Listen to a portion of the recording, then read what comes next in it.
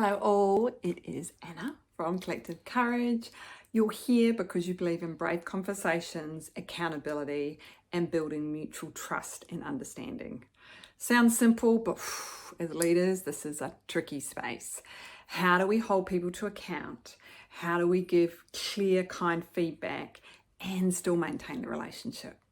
This is the tricky space. So today I'm bringing you a simple tool which will complement the work perhaps you've already done in Dare to Lead. I know some of you have done Our Leader as Coach or even our Leading High Performing Teams. So stay tuned. I'm going to bring you this simple model of AID. Now, what is it? It's a tool that's my go-to. I use it for about 5 minutes before I know I have to lean into a conversation that's going to try a bit of courage or where I know there might be some pushback from the other person or perhaps just emotions. So AID, 4 parts to it.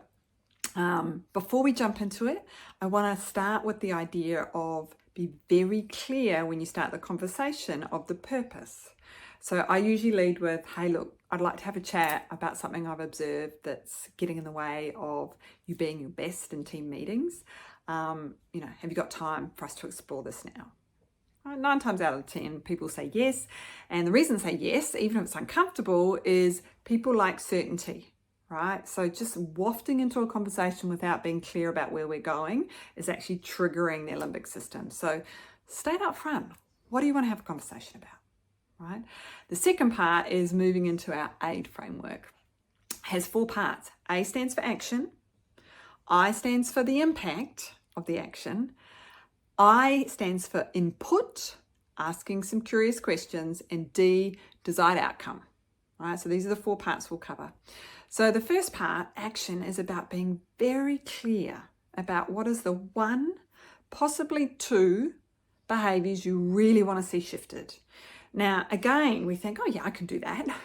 But what I see so often with my coaching clients is they come in, they're short for time, they've got 30 minutes with a staff member and voila, they roll out the shopping list and they cover this and this and this and this. And what happens is the person often loses the most important piece of feedback in the big list. So less is more, folks. Pick the 1 or 2 behaviors if you saw a shift in first would make the biggest difference, right? So let's talk about A, which is describing the action or the behavior.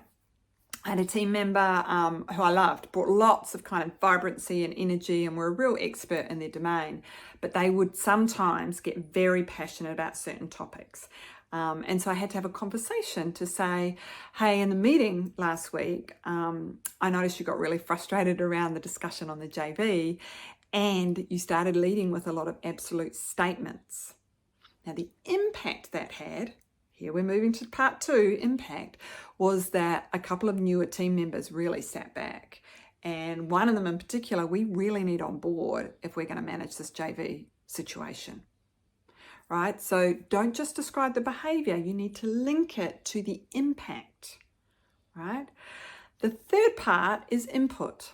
So contrary to the myth that feedback is a one-way street, it is 2-way, folks, right? Our job as leaders is to build and expand a shared pool of meaning so that in our relationships, you understand that I value your views and your ideas. We don't always agree, but I value and I expect your input.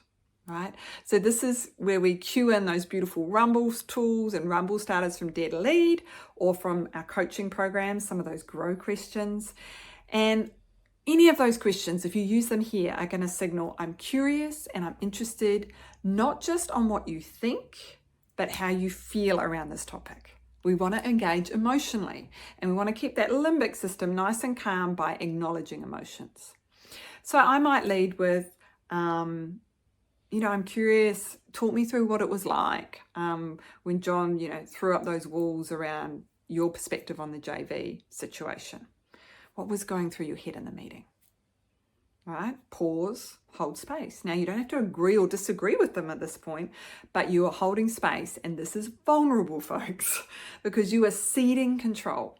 When we ask an open question, we are signaling, I don't have all the answers and I understand I might not have all the perspectives that need to be considered in the room. All right, so hold space.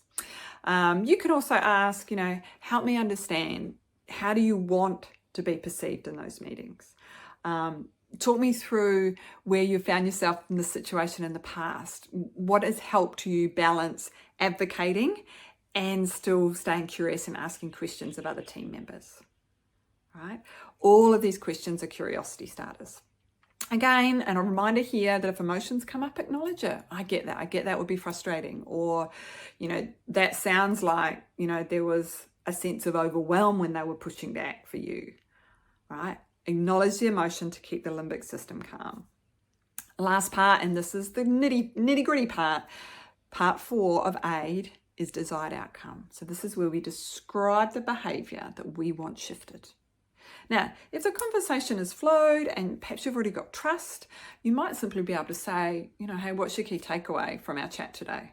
And they might say, I probably really need to watch my energy and to be aware that, just making statements isn't necessarily the same as being heard. Right now, love it if your person's got that level of self-awareness, but hey, we don't always have that. So some people get a kernel of self-awareness, but the link to what do I do differently may not be there. And this is where you need to lean into your own courage and be very explicit and clear. So to be able to say something like, what I'd like to see in the next team meeting from you is next time you feel yourself getting triggered, to take a big breath, to sit back, and then to ask a question, an open question, before you then advocate your point of view. I think if you could do more of that, then when you do share your view, people will be able to hear it, right? And you may actually get some more information from others that helps balance the sense of ideas and different perspectives in the team, right? Last and final part, and this is uncomfortable, but we want accountability, okay? So to close the conversation with, how will I know when you've done this? What will it look like for you if you've successfully shifted this behavior? What will you be telling yourself if you can show up with more calm and conviction and openness in the team meetings? Right?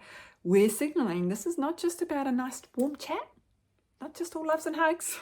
I'm holding you to account and I expect you to come back and tell me when that shift has occurred, right? So there you have it, folks. Our AID model, describe the action, clearly describe the impact, ask some curious questions to get their input, and then clearly state the desired outcome for the future. Clear is kind, unclear is unkind. Invitation, folks, to go and do your work around courage. With love.